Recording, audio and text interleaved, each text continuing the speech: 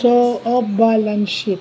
So, ito yung assets and liabilities na hindi lumalabas sa balance sheet ng company.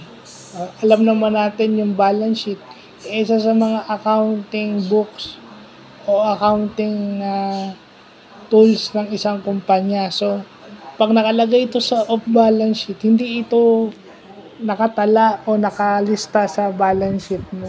So, may ganun pala. May mga assets and liabilities ka na hindi nakalagay sa balance sheet.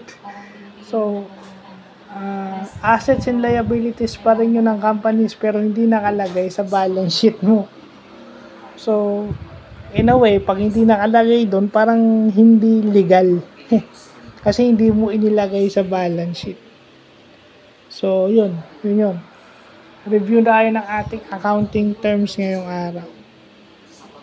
Tama-tama, Lunes Santo, no? Kasi ito mahal na araw, yung unang mahal na araw, parang maraming bagay ang bawal at saka off.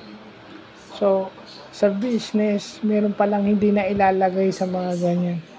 So, yun lang po.